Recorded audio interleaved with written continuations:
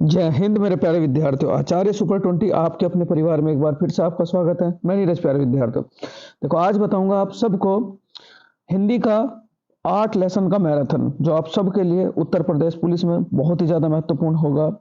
तो चलो शुरू करेंगे बच्चों, लेसन नंबर 1 से। लेसन नंबर 1 है संज्ञा किसे कहते हैं। तो देखो, संज्ञा का मतलब क्या होता है? जिसके जैसा कोई दूसरा ना हो, वो क्या कहलाती है बच्चों? संज्ञा।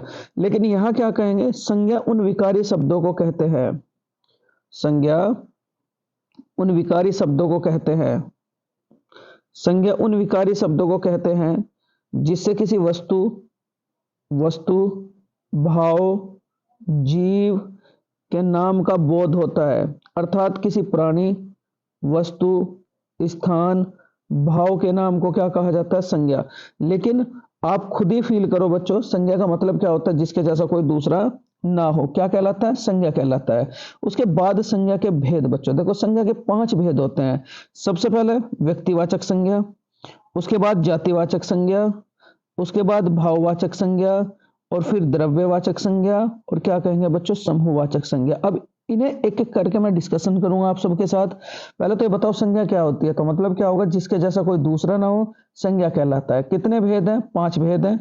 व्यक्तिवाचक संज्ञा, जातिवाचक संज्ञा, भाववाचक संज्ञा, द्रव्यवाचक संज्ञा, और क्या कहेंगे? समूहवाचक संज्ञा।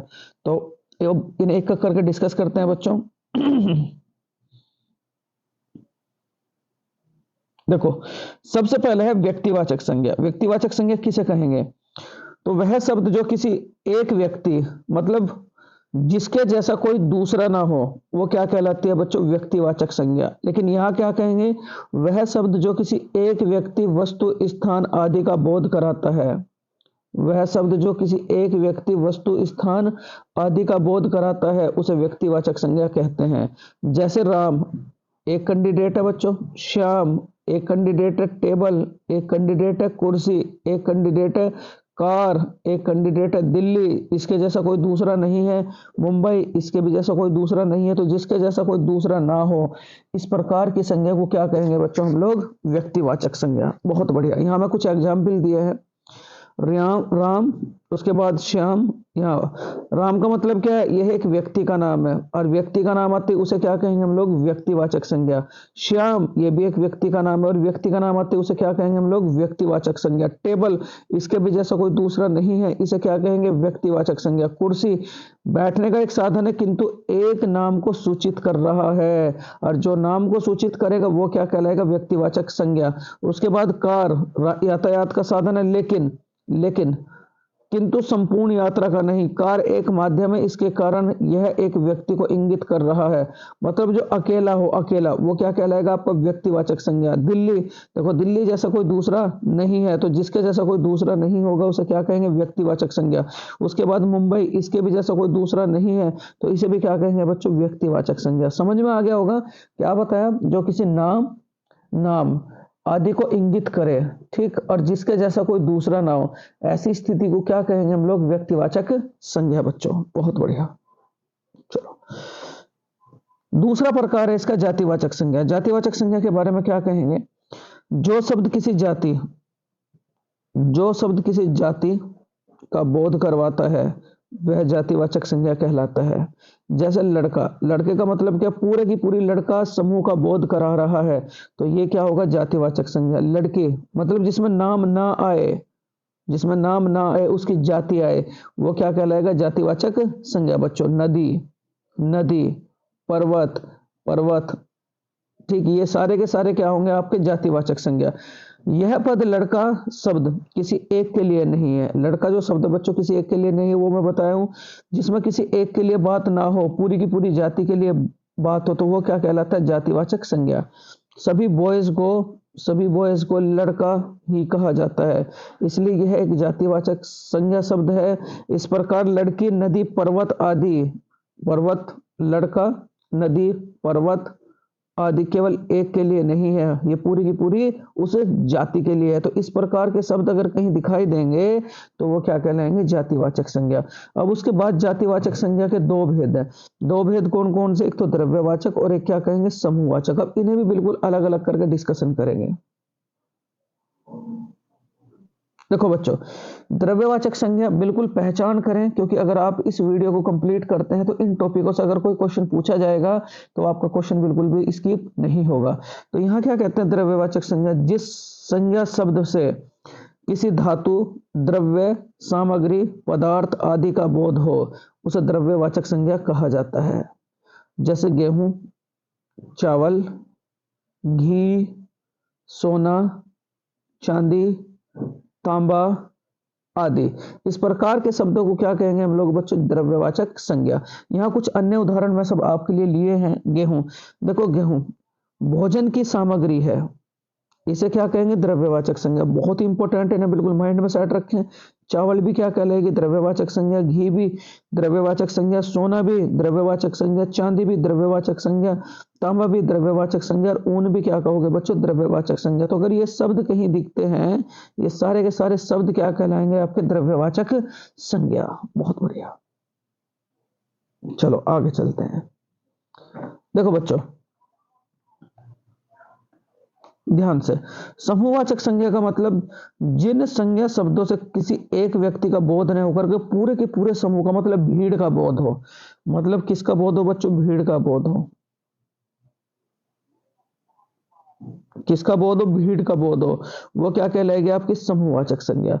अगर मैं बात करूं देखो समूहवाचक संज्ञा की, तो समूहवाचक संज्ञा के उदाहरण क्या है?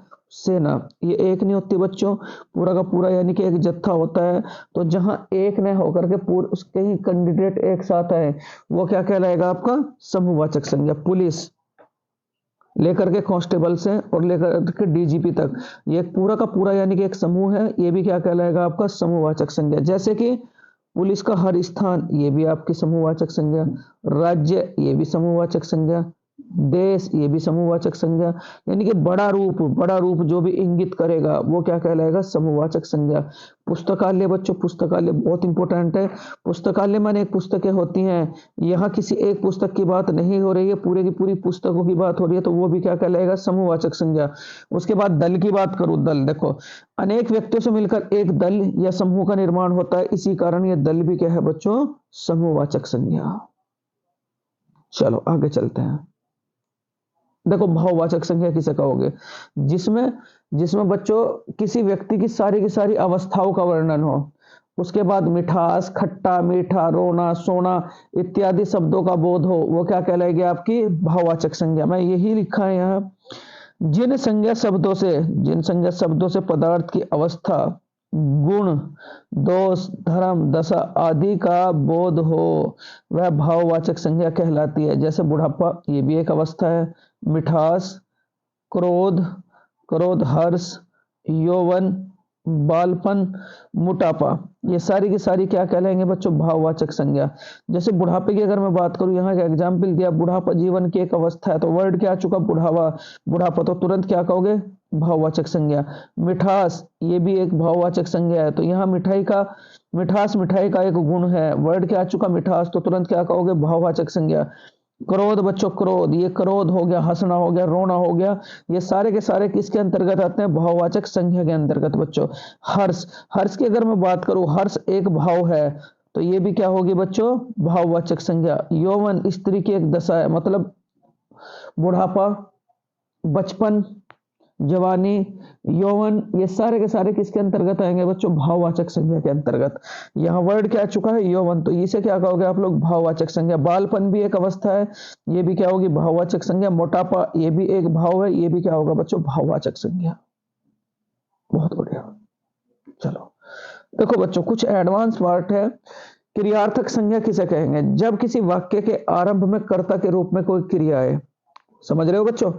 जब किसी वाक्य के आरंभ में कर्ता के रूप में कोई क्रिया है, इस प्रकार की संज्ञा को क्या कहा जाता है? क्रियार्थक संज्ञा। जैसे कि एग्जाम्पल की बात करूं, घूमना, टहलना स्वास्थ्य के लिए लाभदायक है। यहाँ देखो पहले ही वर्ड क्या आ चुका है? क्रिया। यहाँ भी टहलना, ये भी क्या है? क्रिया। तो जब भी किसी वाक्य में क्रिया शब्द पहले आ जाएगा, उसे क्या कहेंगे? क्रियार्थक संज्ञा बच्चों। ठीक, चलो यहाँ घूमना, टहलना, पढ़ना आदि क्रियाओं का रूप क्या कहलाता है बच्चों? क्रियार्थक संज्ञा कहलाता है। देखो अब इनके नियमों के बारे में अगर मैं बात करूं कुछ, यहाँ ओकारांत, यहां ओकारांत और एकारांत शब्दों का प्रयोग हमेशा बहुवचन में होता है। तो यहां देखो बच्चों, नियम नंबर 1 क्या कहता है, यदि यदि कोई क्रिया वाचक शब्द वाक्य के शुरुआत में ओकारांत बनकर आए, यह ओकारांत शब्द हमेशा जातिवाचक संज्ञा होगी। कैसे, अब इसकी पहचान करेंगे बच्चों। सोतो, ये क्या, ओकारांत, सोतो, बाद में क्या रहा, ओ, और यानी कि जिसमें बाद में ओ की फीलिंग हो उसे क्या कहोगे आप लोग, जातिवाचक संज्ञा। हंसतो, बाद में क्या रहा है, ओ, तो जिसमें ओ का यानी कि रूप छुपा हो तो उसे क्या कहेंगे आप लोग, जातिवाचक संज्ञा। रोतो, रोतो, ये भी क्या है, एक जातिवाचक संज्ञा बच्चों। मतलब जिसमें लास्ट में हमें ये फील हो रहा है कि ओ आ रहा है। सोतो, ओ आ चुका, हंसतो, ओ आ चुका, रोतो, ओ आ चुका, तो जिसमें लास्ट में ओ आएगा, ओ, तो वो क्या होगी बच्चों, हमारी जातिवाचक संज्ञा। बहुत बढ़िया बच्चों। चलो देखो आगे क्या कहते हैं, यहां से ध्यान से बिल्कुल। नियम नंबर 2 क्या कहता है, जातिवाचक संज्ञा का कोई शब्द यदि वाक्य प्रयोग में व्यक्ति विशेष के रूप को दर्शाता है तो तब यह क्या होगी बच्चों, व्यक्तिवाचक संज्ञा बनकर आता है। जैसे नेताजी एक कैंडिडेट है, इनके जैसा कोई दूसरा नहीं है, मतलब एक बात तो यह है। सरदार, इनके जैसा भी कोई दूसरा नहीं है। मोदी, इसके जैसा भी कोई दूसरा नहीं है। गांधी जी या बापू, इनके जैसा भी कोई दूसरा नहीं है। तो जिसके जैसा कोई दूसरा नहीं होगा वो क्या होगी बच्चों, जातिवाचक संज्ञा होगी। नियम नंबर 3 क्या कहता है, ध्यान से बिल्कुल। व्यक्तिवाचक संज्ञा और भाववाचक संज्ञा हमेशा एक वचन होते हैं। इनको बहुवचन बनाने के लिए या तो ओकारांत लगाना पड़ता है या एकारांत लगाना पड़ता है। ठीक है, और यह बहुवचन बनाने के साथ साथ जातिवाचक संज्ञा हो जाते हैं। मतलब ये बहुवचन जो है, बहुवचन जो है, मतलब अगर हमें बहुवचन आ रहा है और ओकारांत और एकारांत की फीलिंग आ रही है तो ये क्या हो जाएंगे बच्चों, जातिवाचक संज्ञा। जैसे विभीषण, विभीषण में विभीषणों लगा दूं तो इसे क्या कहोगे बच्चों, इसे क्या कहोगे आप लोग, जातिवाचक संज्ञा। जयचंद, जयचंद बच्चों, जयचंद, ये अभी क्या है आपका, जातिवाचक संज्ञा, लेकिन जयचंदो लग तो ये क्या हो जाएगा बच्चों आप लोगों का, भाववाचक संज्ञा। प्रार्थनाएं, ये भी क्या है आप लोगों की, भाववाचक संज्ञा। देखो कुछ और बात है बच्चों संज्ञा की। संज्ञा की पहचान क्या है, कुछ शब्द, कुछ संज्ञा शब्द बच्चों प्राणीवाचक होता है तो कुछ शब्द अप्राणीवाचक, कुछ शब्द गणनीय होता है तो कुछ शब्द बच्चों अगणनीय। मतलब कुछ शब्द तो बच्चों निर्जीव होते हैं, कुछ बच्चों निर्जीव होते हैं, कुछ को हम गिन सकते हैं और कुछ को हम गिन नहीं सकते। तो ऐसी स्थितियों के बारे में भी बच्चों एक संज्ञा की बात है। तो पहली संज्ञा जो है बच्चों, प्राणीवाचक संज्ञा। प्राणीवाचक संज्ञा किसे कहेंगे, वह शब्द जिससे किसी सजीव वस्तु का बोध हो, मतलब जिसमें प्राण हो उसे क्या कहलाएंगे, प्राणीवाचक संज्ञा। जैसे लड़का प्राण होता है, गाय प्राण होते हैं, रमेश ये भी एक सजीव है, चिड़िया ये भी एक सजीव है। तो इस प्रकार की संज्ञा क्या कहलाएगी बच्चों, प्राणीवाचक संज्ञा कहलाएगी। यदि उपरोक्त सभी में प्राण है और इस कारण यह प्राणीवाचक संज्ञा कहलाते हैं। मतलब जितने भी ऊपर वाक्य में दिए हैं इन सब में क्या है बच्चों, प्राण, और जिसमें प्राण हो वो क्या कहलाएगा आपका, प्राणीवाचक संज्ञा कहलाता है। देखो अप्राणीवाचक संज्ञा का मतलब बच्चों, जिसमें प्राण ना हो वो क्या कहलाएगा, हमारा अप्राणीवाचक संज्ञा। जैसे मेज प्राण नहीं होते, रेलगाड़ी निर्जीव है, मकान ये भी निर्जीव है, पुस्तक ये भी निर्जीव है, पर्वत ये भी निर्जीव है। तो जिसमें प्राण ना हो, मतलब प्राण ना हो, मतलब जो प्राण न हो, जो निर्जीव हो, जो निर्जीव हो वो क्या कहलाएगी बच्चों, अप्राणीवाचक संज्ञा कहलाती है। देखो गणनीय संज्ञा का मतलब क्या होगा, जिसे आप, जिसकी संख्या गिन सको।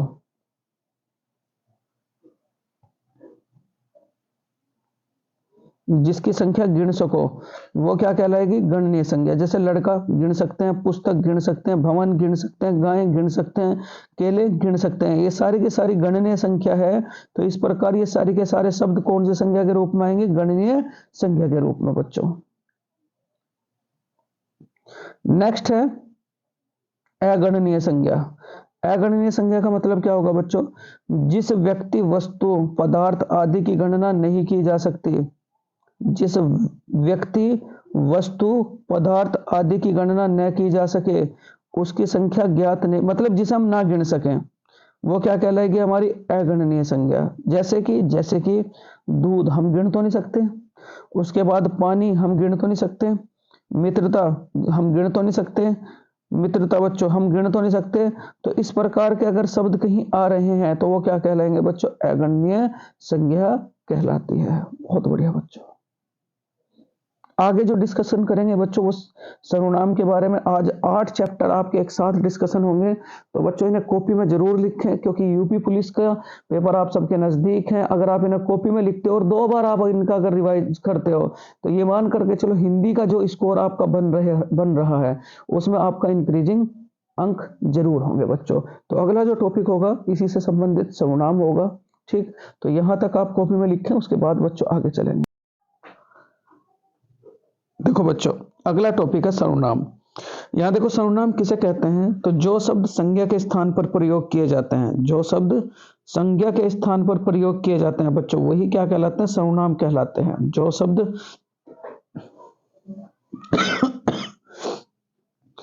जो शब्द संज्ञा के स्थान पर प्रयोग किए जाएंगे वही क्या कहलाएंगे बच्चों? सर्वनाम। मतलब ये सर्वनाम कौन कौन से होते हैं? जैसे कि मैं हो गया, उसके बाद बच्चों हम हो गया, उसके बाद तुम हो गया, उसके बाद वह हो गया। ये सारे के सारे, मैं, हम, तुम, आप, जहां, वहां, ये सारे के सारे क्या होंगे बच्चों? सर्वनाम। तो क्या बताया? जो शब्द संज्ञा के स्थान पर प्रयोग किए जाते हैं वही सर्वनाम कहलाते हैं। जैसे रमेश ने कहा कि मैं बीमार हूं, मैं आ गया, रमेश तो क्या है बच्चों? यहाँ संज्ञा, रमेश तो क्या है यहाँ? संज्ञा। उसके बाद सभी लोगों ने कहा कि हम बीमार है, सभी लोग तो क्या हो गया? संज्ञा। लेकिन ये जो हम आया ये क्या हो गया बच्चों? सर्वनाम। ये क्या हो गया? सर्वनाम। राधा ने कृष्ण से पूछा, ये राधा भी एक संज्ञा है और बच्चों कृष्ण भी एक संज्ञा है। ठीक है, ये दोनों तो संज्ञा, लेकिन बीच में क्या आ गया? तुम, तो तुम क्या हो जाएगा बच्चों? सर्वनाम। रोटी मत खाओ, रोटी तो क्या है बच्चों? संज्ञा, रोटी तो क्या है? संज्ञा। लेकिन यहाँ क्या आ गया? वह, तो वह क्या हो जाएगा बच्चों? सर्वनाम। तो समझ में आया? अगर नाम आ रहा है, स्थान आ रहा है, तो उन्हें तो क्या कहेंगे हम लोग? संज्ञा। लेकिन अगर मैं, आप, तुम, आप, वहां, जहां, अगर ये शब्द आ रहे हैं तो ये क्या कहलाएंगे बच्चों? सर्वनाम। बहुत बढ़िया। देखो बच्चों, आगे अगर मैं बात करूं सर्वनाम के भेद की, तो टोटल सर्वनाम के कितने भेद होते हैं? 6। अगर सर्वनाम के भेदों की बात करूं तो कितने क्या कहोगे? 6। लेकिन प्रकार की बात कहूं तो क्या कहोगे? 11। सर्वनाम के भेद कितने होते हैं? 6। 6 कौन कौन से होंगे? सबसे पहला है पुरुषवाचक सर्वनाम, उसके बाद बच्चों निश्चयवाचक सर्वनाम, उसके बाद क्या होगा? अनिश्चयवाचक सर्वनाम, उसके बाद प्रश्नवाचक सर्वनाम, और उसके बाद क्या होगा? संबंधवाचक सर्वनाम, और उसके बाद क्या होगा बच्चों? निजवाचक सर्वनाम। मतलब कितने प्रकार के भेद हैं? तो क्या कहोगे? 6 तो भेद हैं, और प्रकार की अगर मैं बात करूं तो प्रकार कितने बच्चों? 11।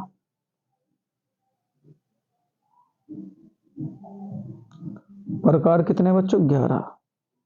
भेद कितने? 6। ये भी कॉपी में लिख लें। ठीक, देखो यहां मेरे प्यारे विद्यार्थियों, सबसे पहला डिस्कशन करेंगे हम लोग पुरुषवाचक सर्वनाम के बारे में। देखो पुरुषवाचक सर्वनाम क्या कहता है, बहुत ध्यान से। स्त्री पुरुष के नाम के स्थान के बदले, क्या कह रहा है वाक्य में?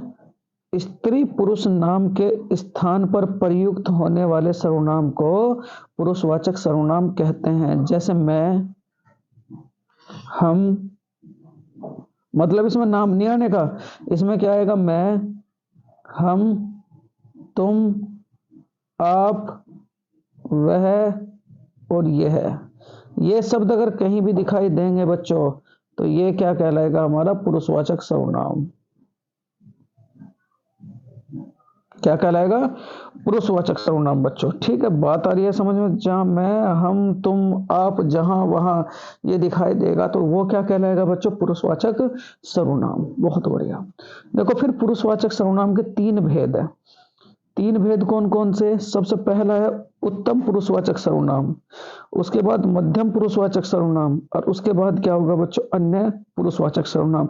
अब इनके बारे में एक एक कर करके डिस्कशन करेंगे। कितने प्रकार के भेद हैं पुरुषवाचक सर्वनाम के? तो क्या कहोगे? 3 भेद। 3 भेद कौन कौन कौन से? एक तो उत्तम, और एक मध्यम, और एक क्या कहेंगे बच्चों? अन्य। देखो ये जो उत्तम पुरुषवाचक सर्वनाम है ये है क्या, बहुत ही ध्यान से। बोलने वाला या लिखने वाले के नाम के बदले जिन सर्वनामों का प्रयोग किया जाता है, बोलने वाले या लिखने वाले के नाम के बदले जिन सर्वनामों का प्रयोग किया जाता है वो क्या कहलाता है बच्चों, उत्तम पुरुषवाचक सर्वनाम कहलाता है। ठीक, जैसे कि मैं, हम, मुझको, मैंने, मुझे, ये सारे के सारे शब्द किसके अंतर्गत आएंगे बच्चों, उत्तम पुरुषवाचक सर्वनाम के। ठीक, लेकिन कभी कभी कह देते हैं हम शब्द बहुवचन है, लेकिन इसका प्रयोग एक वचन के रूप में भी किया जाता है कहीं कहीं बच्चों। ठीक है, तो मैं क्या बताया, उत्तम पुरुषवाचक सर्वनाम में क्या कहोगे, मैं, हम, मुझको, मैंने, मुझे। अगर ये शब्द किसी वाक्य में आ रहे हैं तो उस वाक्य को क्या कहेंगे बच्चों, उत्तम पुरुषवाचक सर्वनाम। बहुत बढ़िया। देखो आगे अगर मैं बात करूं आप सबसे, इसके एग्जाम्पल है, वर्ड क्या आ चुका, मैं घर जाऊंगा, मतलब मैं घर जाऊंगा, तो जिसमें भी मैं शब्द आएगा वो क्या कहलाएगा बच्चों, उत्तम पुरुषवाचक।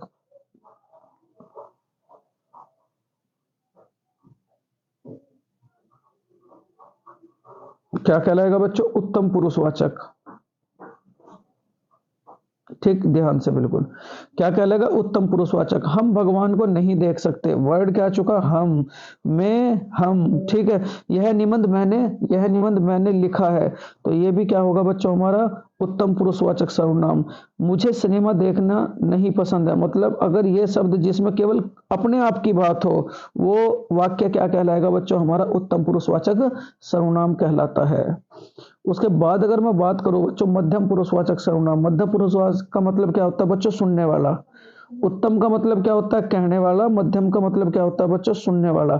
बात सुनने वाले श्रोता के नाम के बदले जिन सर्वनामों का प्रयोग किया जाता है उन्हें मध्यम पुरुषवाचक सर्वनाम कहते हैं। जैसे कि तू, तुम, तुम्हें, आप, तुम्हारा, तेरा, ये शब्द किसी भी वाक्य में दिखाई देंगे तो वो क्या कहलाएगा बच्चों, मध्यम पुरुषवाचक सर्वनाम कहलाता है।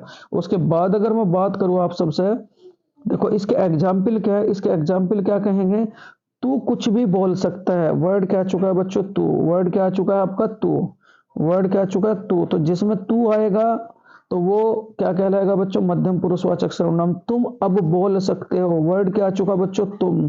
तो तुम आएगा तो उसे क्या कहेंगे, मध्यम पुरुषवाचक सर्वनाम। तुम्हें कुछ कहना बेकार है, तो तुम्हें आ चुका तो ये भी क्या होगा, मध्यम पुरुषवाचक सर्वनाम। आप मेरे गुरु हो, वर्ड क्या चुका, आप। तो ये भी क्या होगा, मध्यम पुरुषवाचक सर्वनाम। तुम्हारा घर बहुत दूर है, तुम्हारा आ गया तो ये भी क्या होगा बच्चों, मध्यम पुरुषवाचक सर्वनाम। तेरा बैग बहुत भारी है, तेरा वर्ड आ चुका तो ये भी क्या कहलाएगा, मध्यम पुरुषवाचक सर्वनाम। तो जिसमें तू, तुम, तुम्हें, आप, तुम्हारा, तेरा शब्द आएगा वो क्या कहलाएगा, मध्यम पुरुषवाचक सर्वनाम कहलाता है। उसके बाद देखो बच्चों आगे क्या है, अन्य पुरुषवाचक सर्वनाम। अन्य पुरुषवाचक सर्वनाम क्या होंगे, ध्यान से। जिन सर्वनाम शब्दों का प्रयोग जिन सर्वनाम शब्दों का प्रयोग किसी अन्य व्यक्ति के लिए किया जाता है उन्हें अन्य पुरुषवाचक सर्वनाम कहते हैं। अर्थात उत्तम पुरुष और मध्यम पुरुष को छोड़कर अन्य सब संज्ञाओं के बदले जिन सर्वनामों का प्रयोग किया जाता है उन्हें अन्य पुरुषवाचक सर्वनाम कहा जाता है। जैसे यह, वह, ये, वे, इनका, इन्हें, उसे, उन्होंने, इनसे, उनसे। जिनमें ये शब्द बच्चों दिखाई देंगे वो क्या कहलाएगा, हमारा अन्य पुरुषवाचक सर्वनाम कहलाता है। इसके एग्जाम्पल है बच्चों, जैसे कि देखो, वह कल खेलने जाएगा, मतलब जब ना तो मेरे की बात हो ना तेरे की बात हो, किसी अन्य की बात हो, वो हमारा अन्य पुरुषवाचक सर्वनाम कहलाता है। वह कल खेलने जाएगा तो वह भी किस में आएगा, तो क्या कहोगे, अन्य पुरुष। वे खेलने जाएंगे, ना तो मैं की बात हो रही ना तुम्हारे की बात हो रही, वे की बात हो रही किसी अन्य की, तो ये क्या कहलाएगा, हमारा अन्य पुरुषवाचक सर्वनाम। उन्होंने वादा किया तो ये भी क्या होगा बच्चों, हमारा अन्य पुरुषवाचक सर्वनाम। उसे कल बुला लेना, उसे कल बुला लेना, ना तो मैं आया ना तुम्हें आया, ये उसे, वह, वे, उन्हें, इनसे। जिन जिन शब्दों में, जिन वाक्यों में ये शब्द दिखाई देंगे वो क्या होगा, हमारा अन्य पुरुषवाचक सर्वनाम। उन्हें जाने दो, वर्ड क्या आ चुका बच्चों, उन्हें, तो ये भी क्या होगा, हमारा अन्य पुरुषवाचक सर्वनाम। इनसे कहिए कि परेशान न करे, तो ये भी क्या होगा बच्चों, हमारा अन्य पुरुषवाचक सर्वनाम। समझ में आ गया होगा बच्चों। मैं और हम के लिए उत्तम पुरुष, तुम, तुम्हारे के लिए मध्यम पुरुष, और ये और वे के लिए क्या होगा बच्चों हमारा अन्य पुरुष। देखो दूसरे प्रकार की मैं बात करूं, यहां क्या कहा, निश्चयवाचक सर्वनाम। देखो क्या होगा निश्चयवाचक सर्वनाम, बहुत ही ध्यान से, जिससे वक्ता के पास या दूर की किसी वस्तु के निश्चय का बोध हो, उसे निश्चयवाचक सर्वनाम कहते हैं। जैसे कि यह हो गया, वह हो गया, वे हो गया, जो हो गया, ये हो गया बच्चों। ये सारे के सारे किस में आएंगे, निश्चयवाचक सर्वनाम में। किस में आएंगे, निश्चयवाचक सर्वनाम में। जैसे कि मैं कहूं यह कोई नया काम नहीं है, वर्ड क्या आ चुका बच्चों, यह है, तो इसे क्या कहोगे आप, निश्चयवाचक सर्वनाम। रोटी मत खाओ क्योंकि वह जली है, तो ये भी क्या होगा बच्चों हमारा निश्चयवाचक सर्वनाम। मैं देखो अगले की बात करूं, अनिश्चयवाचक सर्वनाम। अनिश्चयवाचक सर्वनाम किसे कहेंगे, जिस सर्वनाम से किसी निश्चित वस्तु का बोध न हो, मतलब निश्चित का पता न हो, उसे क्या कहेंगे हम लोग, अनिश्चयवाचक सर्वनाम। क्या कहेंगे बच्चों, अनिश्चयवाचक सर्वनाम। जिससे यानी कि किसी निश्चित वस्तु का बोध न हो, उसे अनिश्चयवाचक सर्वनाम कहते हैं। जैसे कि कोई वर्ड आ गया, उसके बाद किसी वर्ड आ गया, उसके बाद बच्चों कुछ वर्ड आ गया, उसके बाद कई वर्ड आ गया, और उसके बाद हर वर्ड आ गया। तो ये शब्द जिस वाक्य में हमें दिखाई देंगे वो क्या होगा हमारा बच्चों, अनिश्चित सर्वनाम। जैसे एग्जाम्पल की अगर मैं बात करूं तो एग्जाम्पल में क्या कहेंगे, कोई आया है। अब हमें नहीं पता चल रहा कि वो कौन आया है, मतलब निश्चितता का बोध नहीं हो रहा, तो इसे क्या कहेंगे हम, अनिश्चयवाचक सर्वनाम।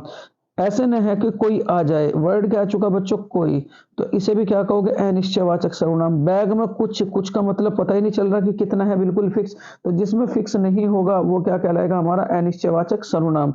उसे कुछ नहीं खाया, कुछ का मतलब वर्ड क्या आ चुका, कुछ, तो ये भी क्या होगा हमारा अनिश्चयवाचक सर्वनाम। कई इस वर्ड तक को नहीं मानते, तो कई आ चुका बच्चों, तो इसे भी क्या कहेंगे, अनिश्चयवाचक सर्वनाम।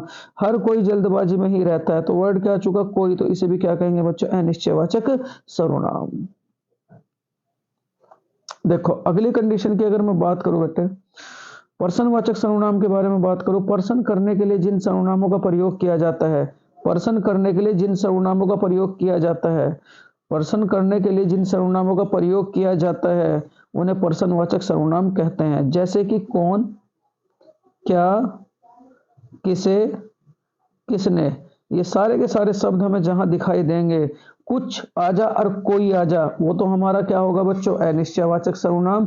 लेकिन अगर कहीं कौन आजा, क्या आजा, किसे आजा, किसने आजा, वो क्या होगा हमारा पर्सनवाचक सर्वनाम। मैं बात करूं देखो इसके एग्जाम्पलों की, एग्जाम्पल के बारे में बात करूं तो क्या कहा, कौन, कौन है दरवाजे पर, कौन है दरवाजे पर, कौन आया था, ठीक है, पर्सन किया जा रहा है, तो जिसमें पर्सन किया जाएगा वो क्या कहलाएगा हमारा, अनिश्चयवाचक सर्वनाम। तुम क्या खा रहे हो, तो ये भी क्या होगा हमारा बच्चों, अनिश्चयवाचक सर्वनाम। क्या चाहते हो, पर्सन किया जा रहा है, तो ये भी क्या होगा हमारा, अनिश्चयवाचक सर्वनाम। तुम क्या लाए हो, तो ये भी क्या होगा हमारा, अनिश्चयवाचक सर्वनाम बच्चों। नेक्स्ट है आपका संबंधवाचक सर्वनाम। तो संबंधवाचक सर्वनाम का मतलब जब वाक्य में किसी दूसरे सर्वनाम से संबंध स्थापित हो, जब वाक्य में किसी दूसरे सर्वनाम से संबंध स्थापित हो तो वो क्या कहलाएगा बच्चों, संबंधवाचक सर्वनाम। जैसे कि जो आ गया, सो आ गया, जैसा आ गया, वैसा आ गया, जो आ गया, वह आ गया, ये सारे के सारे शब्द जिस वाक्य में दिखाई देंगे वो क्या कहलाएगा बच्चों, संबंधवाचक सर्वनाम कहलाता है। जैसे अगर मैं इसके एग्जाम्पल की मैं बात करूं, जो जागता है सो, जो जागता है सो पावत है, वर्ड क्या आ चुका, सो, जो सो जिनमें दिखाई देंगे वो क्या होगा बच्चों हमारा, संबंधवाचक सर्वनाम। जैसे जो जागता है सो पावत है, वह जो न करे सो थोड़ा, वर्ड क्या आ चुका, सो, वह कौन है, जो रो पड़ा, तो ऐसे जिसमें जो और सो शब्द आएगा वो क्या कहलाएगा बच्चों, हमारा संबंधवाचक सर्वनाम कहलाता है। नेक्स्ट है बच्चों निजवाचक सर्वनाम, मतलब जिसमें निजता का बोध हो, जिसमें निजता का बोध हो, जिनका प्रयोग कर्ता के लिए या कर्ता के साथ अपनत्व प्रकट करने के लिए हो, ठीक, उसे क्या कहा जाता है बच्चों, निजवाचक सर्वनाम कहा जाता है। जैसे खुद, जैसे खुद आ गया बच्चों, स्वम आ गया, श्वेता आ गया, निज आ गया, आप आ गया, अपने आप आ गया बच्चों। इन सब शब्दों का प्रयोग जिस वाक्य में दिखाई देगा वो क्या कहलाएगा? निजवाचक सर्वनाम कहलाता है। जैसे यह कार मेरी है, यह कार मेरी है, तो इसमें निजता का बोध हो रहा है बच्चों। यह कार मेरी है, यह कार मेरी है, तो इसमें निजता का बोध हो रहा है। तो जिसमें अपनी स्वयं की वस्तुओं का बोध होगा वो क्या कहलाएगा बच्चों? निजवाचक सर्वनाम कहलाता है। अब चलो एक छोटा सा टेस्ट लगाते हैं, देखना कि आप लोगों ने कितने सही किए हैं कितने गलत किए हैं बच्चों। बहुत बढ़िया। देखो यहाँ ये सवाल आपका गलत टाइप हो चुका है। मैं बात करूं बच्चों, देखो आगे मैं डिस्कशन करूंगा इसका। अगला क्वेश्चन, सर्वनाम के कितने भेद होते हैं? तो मैं बताया था सर्वनाम के टोटल कितने भेद होते हैं बच्चों? 6। तो इसका राइट आंसर क्या हो जाएगा बच्चों? 6। सर्वनाम के टोटल कितने भेद होते हैं? 6। तो इसका राइट आंसर क्या हो जाएगा बच्चों? 6। नेक्स्ट है, निम्न में से सत्यवाचक सर्वनाम है। देखो ये सत्यवाचक सर्वनाम बिल्कुल अलग है। यह जो होगा बच्चों वो सत्यवाचक सर्वनाम होगा। नेक्स्ट है, निम्न में से अनिश्चयवाचक सर्वनाम है। अनिश्चय के लिए मैंने क्या बताया था? जिसमें बच्चों कोई आ जाए, कोई, तो वो क्या होगा हमारा अनिश्चय। कौन आ जाए तो वो क्या होगा बच्चों? प्रश्नवाचक। तो इसमें कोई शब्द आया है तो ये क्या हो जाएगा बच्चों? अनिश्चयवाचक सर्वनाम कहलाता है। उसके बाद अगर मैं बात करूं आप सबसे, अभी देखो यहाँ आया था हिंदी में सर्वनाम की संख्या कितनी होती है, तो हिंदी में टोटल सर्वनाम की संख्या कितनी होती है? 11। अगर मैं भेद करूं तो भेद के बारे में बात करूं तो भेद कितने होते हैं? 6। और कुल संख्याओं की बात करूं तो कितने होते हैं बच्चों? 11। नेक्स्ट है, निजवाचक सर्वनाम से संबंध वाक्य। अपना काम करो, यह मेरी घड़ी है। मैंने क्या बताया था कि जब भी कभी वस्तु की बात होगी और अपनी खुद की वस्तु की बात होगी वो क्या होगा बच्चों? हमारा निजवाचक सर्वनाम होगा। अपना काम करो ना, ये भी निजवाचक सर्वनाम नहीं है। यह मेरी घड़ी है, वस्तु भी आ चुकी है और अपना अपनेपन की बात हो रही है, तो यही क्या हो जाएगा बच्चों? निजवाचक सर्वनाम। वह दौड़ती है, ये भी नहीं होने का, और इनमें से कोई नहीं तो होएगा ही नहीं। तो निम्न में से निजवाचक सर्वनाम कौन सा था बच्चों? तो यह घड़ी मेरी है या मेरी घड़ी है। नेक्स्ट है आपका क्वेश्चन, मैं कुछ पुस्तक लाया हूं। कुछ का मतलब बताओ जरा बच्चों। अनिश्चय की बात तो पता नहीं हमें कितनी लाया कितने नहीं लाया, तो ऐसी स्थिति के वाक्य को क्या कहेंगे मेरे प्यारे विद्यार्थियों? अनिश्चयवाचक सर्वनाम। तो इसका राइट आंसर क्या हो जाएगा? अनिश्चयवाचक सर्वनाम।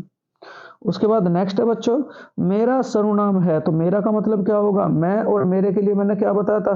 कौन से प्रकार का सर्वनाम होगा? तो क्या कहेंगे बच्चों? उत्तम पुरुषवाचक सर्वनाम। तो इसका राइट आंसर क्या हो जाएगा बच्चों? उत्तम पुरुषवाचक सर्वनाम। देखो बच्चों ये एक सर्वनाम का टॉपिक था। इसके बाद मैं डिस्कशन करूंगा आप सबके साथ विशेषण का टॉपिक, जो बहुत ही ज्यादा महत्वपूर्ण होगा बच्चों। हिंदी के 10 लेसन आपको एक साथ प्रोवाइड कराए जाएंगे। समय की प्रॉब्लम है, धीरे धीरे बच्चों आपको धीरे धीरे एक साथ मैराथन करके बच्चों मैं प्रोवाइड करा दूंगा कल या परसों तक। तो अगर ये टॉपिक के साथ बच्चों अगला टॉपिक जो हम लोग डिस्कस करेंगे वो होगा बच्चों विशेषण। ठीक है, तो विशेषण का चलो विशेषण पढ़ेंगे बच्चों। बहुत बढ़िया, बहुत ही बढ़िया बच्चों, बहुत बढ़िया। देखो बच्चों सर्वनाम का टॉपिक हो चुका था, अब उसके बाद है आपका विशेषण की बारी। तो देखो विशेषण क्या होता है, यहाँ बहुत ध्यान से समझेंगे, आप सबके लिए बहुत ही ज़्यादा महत्वपूर्ण वीडियो है। यहाँ देखो विशेषण क्या होता है, तो क्या कहोगे? संज्ञा या सर्वनाम की विशेषता बताने वाले शब्दों को, संज्ञा या सर्वनाम की विशेषता बताने वाले शब्दों को संज्ञा सर्वनाम की विशेषता, जैसे कि किसी के गुण हो, किसी के दोष हो, किसी की संख्या हो, किसी का परिमाण हो आदि बताने वाले शब्दों को बच्चों विशेषण कहते हैं। मतलब जो संज्ञा सर्वनाम की विशेषता बताते हैं वही क्या कहलाते हैं? विशेषण कहलाते हैं। जैसे बड़ा, ये भी एक विशेषता है। रंग, ये भी एक विशेषता है। लंबा छोटा, ये भी एक विशेषता है। दयालु, ये भी एक विशेषता है किसी व्यक्ति की। भारी, ये भी एक विशेषता है बच्चों। सुंदर, कायर, टेढ़ा और मेढ़ा, एक या दो, ये सारी की सारी क्या है बच्चों? विशेषता। और जो संज्ञा या सर्वनाम की विशेषता बताते हैं वही क्या कहलाते हैं बच्चों? विशेषण कहलाते हैं। चलो देखो बच्चों, एक होता है विशेषण और एक होता है विशेषता, विशेष्य। ये विशेष्य क्या होता है? जो संज्ञा और सर्वनाम, जिस संज्ञा सर्वनाम शब्द की विशेषता बताई जाए, मतलब जिसकी हम विशेषता बताएंगे, जिस संज्ञा सर्वनाम शब्द की विशेषता बताई जाए वह विशेष्य कहलाता है। वह क्या कहलाता है बच्चों? विशेष्य कहलाता है। जैसे गीता सुंदर है, यहाँ विशेषता किसकी बताई जा रही है? गीता की। तो ये गीता क्या हुई बच्चों? विशेष्य।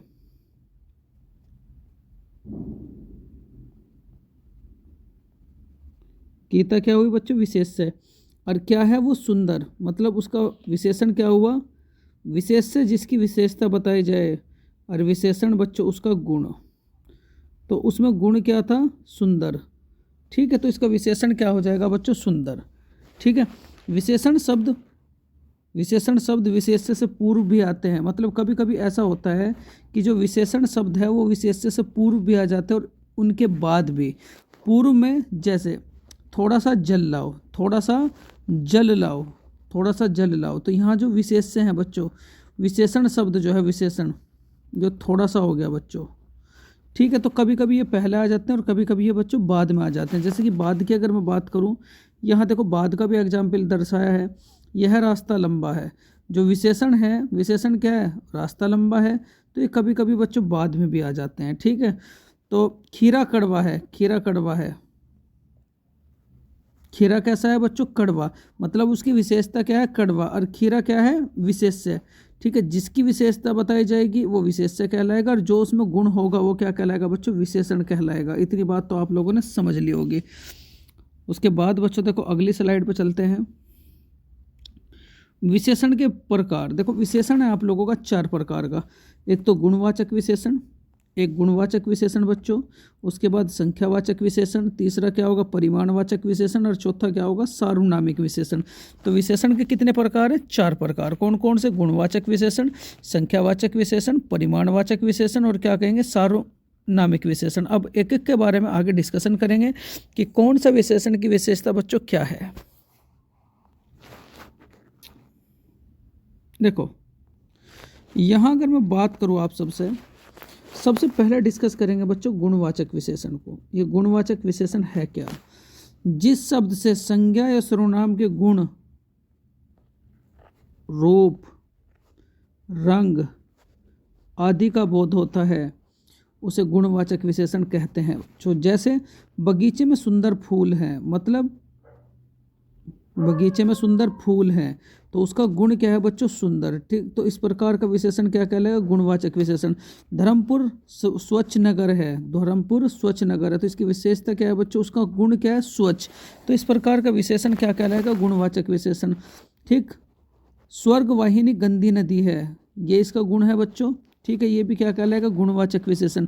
स्वस्थ है, बच्चे खेल रहे हैं, बच्चों का गुण क्या है बच्चों? वे स्वस्थ हैं। तो इस प्रकार के सारे विशेषण क्या कहलाएंगे बच्चों? गुणवाचक विशेषण। बहुत बढ़िया। देखो आगे क्या कहता है। अगला जो विशेषण है संख्यावाचक विशेषण। मतलब जिस वाक्य में संख्या आए उस वाक्य को क्या कहलाएंगे बच्चों? संख्यावाचक विशेषण कहलाता है। वो वाक्य क्या कहलाता है बच्चों? संख्यावाचक विशेषण कहलाता है। ठीक, जैसे जिस विशेषण से संज्ञा या सर्वनाम की संख्या का बोध होता है उसे संख्यावाचक विशेषण कहते हैं। जैसे कक्षा में 40 विद्यार्थी उपस्थित हैं, यहाँ क्या आ चुकी है बच्चों? संख्या। तो ऐसा विशेषण क्या कहलाएगा? संख्यावाचक विशेषण। दोनों भाइयों में बड़ा प्रेम है, यहाँ क्या आ चुकी है बच्चों? दोनों, इसे भी तो संख्या कहते हैं।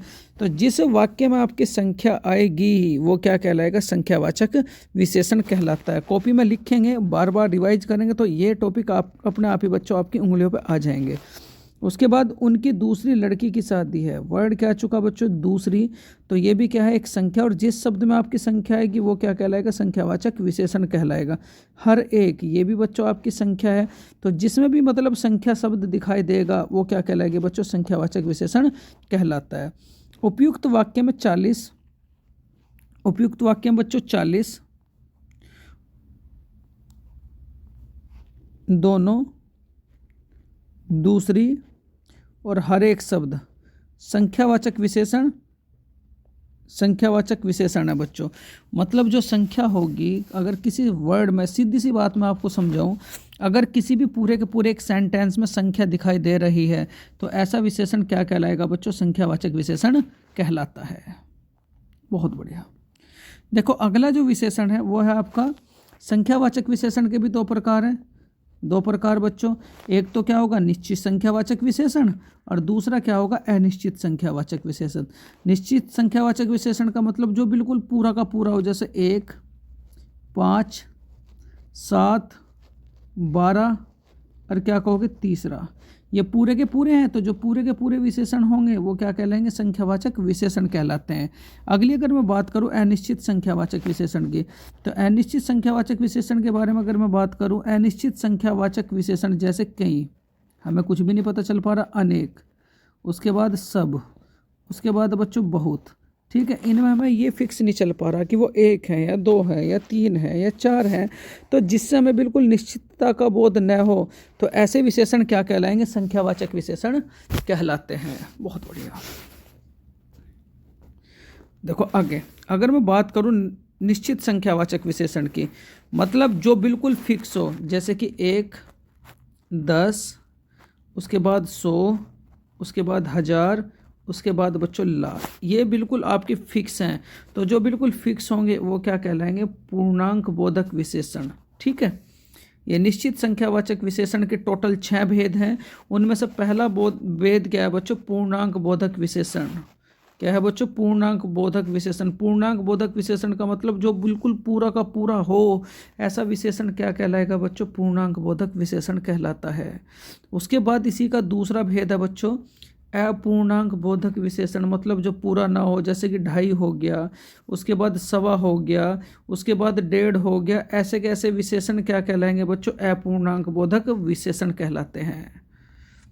चलो अगला देखो है बच्चों क्रमवाचक विशेषण। क्रमवाचक विशेषण का मतलब जैसे दूसरा, चौथा, 11वां, 50वां आदि शब्द के वाक्य क्या कहलाएंगे बच्चों, क्रमवाचक विशेषण कहलाते हैं। जैसे पहला लड़का यहाँ आए, मतलब ये सारे के सारे कतार में लगे हुए हैं, तो जो कतार की स्थिति में लगे हुए कैंडिडेट के वाक्य होंगे वो क्या कहलाएंगे, क्रमवाचक विशेषण। दूसरा लड़का वहाँ बैठे हैं, मैं कहा कि दूसरा लड़का वहाँ बैठे, तो ये भी तो एक कतार में जाकर ही बैठेगा, तो ऐसा विशेषण क्या कहलाएगा बच्चों, क्रमवाचक विशेषण। राम कक्षा में प्रथम आया, मतलब एक ये पूरे की पूरी छात्रों की एक कक्षा थी, उसमें 50 कैंडिडेट थे या 100 कैंडिडेट थे, तो ऐसे में वो प्रथम आया बच्चों, ये भी एक कतार से सबसे ऊपर आया, तो ऐसी स्थिति का वाक्य भी क्या कहलाएगा बच्चों, क्रमवाचक विशेषण कहलाता है। मतलब समझ में आया होगा, पहला, दूसरा, प्रथम, तृतीय, चतुर्थ, ये सारे के सारे किस विशेषण के अंतर्गत आते हैं बच्चों, क्रमवाचक विशेषण के अंतर्गत आते हैं। चलो अगला जो विशेषण है आवर्तीवाचक विशेषण, मतलब जिस संख्या की, जिस वाक्य में संख्या की बार बार पुनरावृत्ति हो, ऐसा विशेषण क्या कहलाएगा, आवर्तीवाचक विशेषण। जैसे कि 2 गुना हो गया, 50 गुना हो गया, 30 गुना हो गया, ये सारे के सारे शब्द बच्चों देखो यहाँ मैं अभी 3 प्रकार से कंडीशन बताइए। एक तो निश्चितवाचक, जिसमें पूरी की मतलब पूर्णांक बोधक, मतलब जो पूरा का पूरा हो। एक है पूर्णांक बोधक। पूर्णांक बोधक का मतलब जैसे कि 2.5 हो गया, 1.25 हो गया, 3 हो गया और 3.5 हो गया, 4.5 हो गया, ऐसा विशेषण क्या कहलाएगा, अपूर्णांक बोधक विशेषण। फिर उसके बाद तीसरे नंबर पर क्या रिपीटिशन करा था बच्चों आप सबके लिए, ये था क्रमवाचक विशेषण। मतलब जैसे कि जो कतार में जो भी सेंटेंस आपको कतार की फीलिंग कराएगा वो क्या कहलाएगा बच्चों, क्रमवाचक विशेषण कहलाता है। उसके बाद आवर्तीवाचक विशेषण के बारे में बात करूँ, 2 गुना, 3 गुना, 4 गुना, 50 गुना, ये सारे के सारे कौन सी स्थिति में आएंगे, तो क्या कहेंगे, आवर्तीवाचक विशेषण की स्थिति में आते हैं बच्चों। उसके बाद समूहवाचक विशेषण। देखो समूहवाचक विशेषण क्या होता है, जैसे तीनों, पाँचों, आठों आदि शब्द जिस सेंटेंस में आपको दिखाई देंगे तो वो क्या कहलाएगा बच्चों, समूहवाचक विशेषण कहलाता है। जैसे तुम तीनों को जाना पड़ेगा, एक से अधिक कैंडिडेट की बात हो रही है, तो जब भी एक से अधिक से कैंडिडेट की बात होगी, एक से अधिक व्यक्ति की बात होगी बच्चों, तो वो क्या कहलाएगा, हमारा समूहवाचक विशेषण कहलाता है। उसके बाद देखो अगला है प्रत्येक बोधक विशेषण।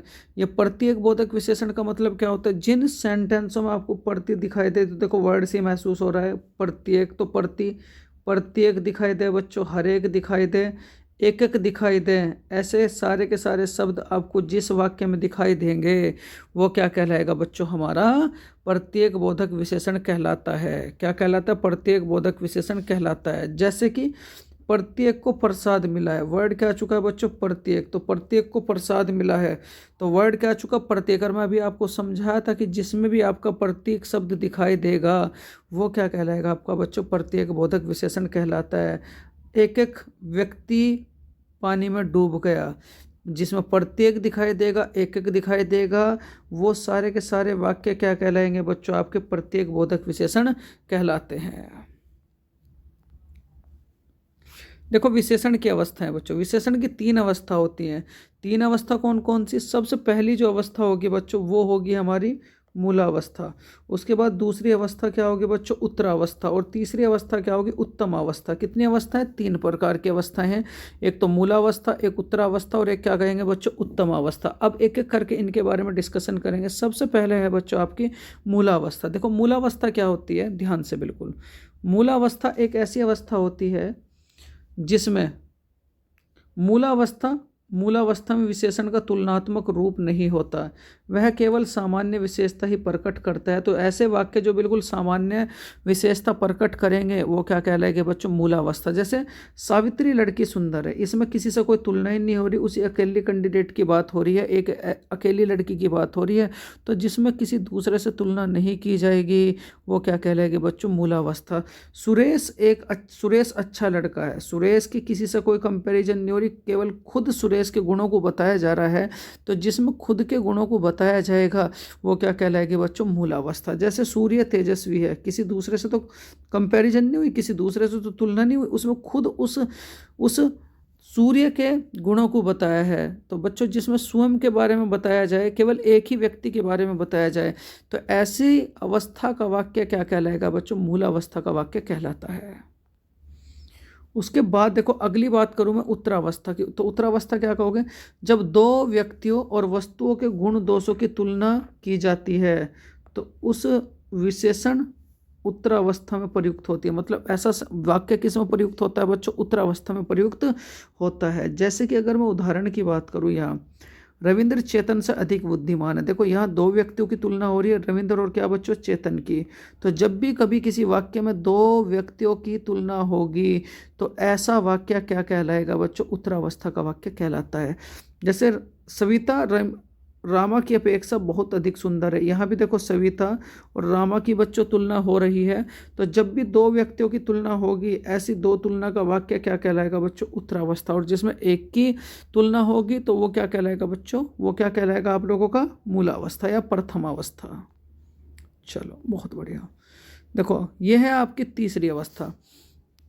उत्तरावस्था या उत्तम अवस्था में 2 से अधिक व्यक्तियों एवं वस्तुओं की तुलना में, देखो जब 2 की तुलना हो रही थी तो वो क्या कहलाता है आप लोगों का? मध्यम अवस्था या क्या कहलाएगा बच्चों? उत्तरावस्था। ठीक है, लेकिन जब 2 से अधिक की तुलना होगी तो ऐसी अवस्था का वाक्य क्या कहलाएगा बच्चों? उत्तरावस्था का वाक्य। ठीक है, क्या कहलाता है? उत्तरावस्था का।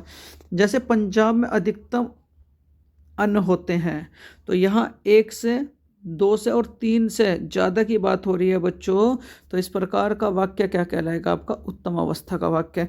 संदीप निकृष्टतम बालक है। ठीक, तो जब भी कभी 2, यहाँ क्या कहा? उत्तरावस्था में 2 से अधिक व्यक्तियों एवं वस्तुओं की तुलना करके किसी एक को सबसे अधिक अथवा सबसे कम बताया जाता है बच्चों। ठीक है, तो यहाँ जब भी ऐसा सेंटेंस आपको दिखाई देगा तो वो क्या कहलाएगा बच्चों? उत्तम अवस्था का वाक्य कहलाता है। देखो बच्चों ये आप लोगों का विशेषण था। अब अगला जो टॉपिक आप सबके साथ में डिस्कशन करूँगा वो डिस्कशन करूँगा मेरे प्यारे विद्यार्थियों आपका अलंकार बच्चों, जो आप सबके लिए बहुत ही महत्वपूर्ण होगा। तो अब डिस्कस करेंगे बच्चों अलंकार को।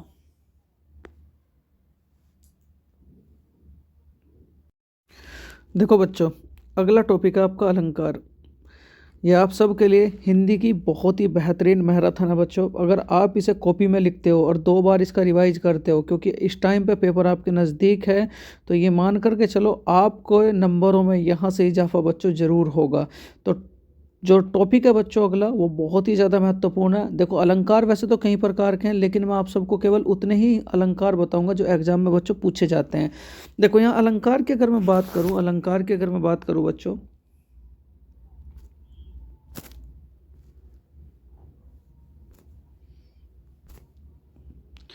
अलंकार दो शब्दों से मिलकर के बना है, एक तो अलम और प्लस के कार।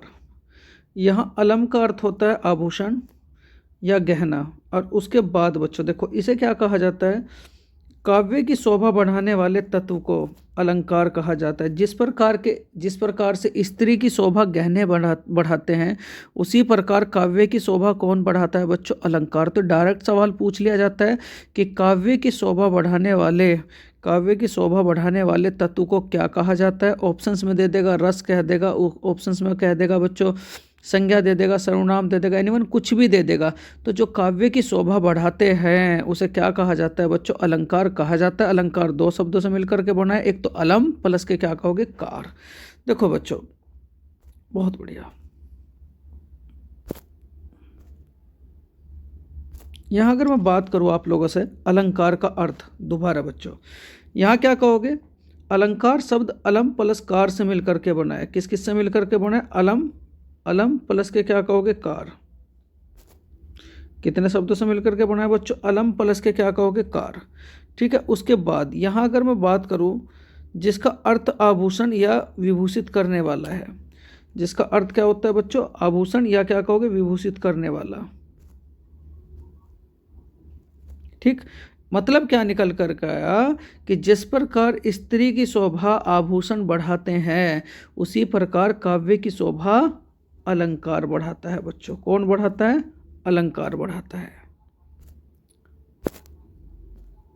देखो यहाँ अगर मैं बात करूं अलंकार के प्रकार के, अलंकार तीन प्रकार का होता है बच्चों। एक तो शब्द अलंकार, एक तो क्या कहोगे शब्दालंकार, एक क्या कहोगे बच्चों अर्थालंकार, उसके बाद एक क्या होगा बच्चों उभयालंकार। ठीक है, तो अलंकार कितने प्रकार का है, तीन प्रकार का। एक तो शब्दालंकार बच्चों, उसके बाद अर्थालंकार, और एक क्या कहोगे उभयालंकार। जो शब्दालंकार है उसके अंतर्गत क्या क्या आते हैं, एक तो अनुप्रास, एक तो क्या कहोगे बच्चों अनुप्रास,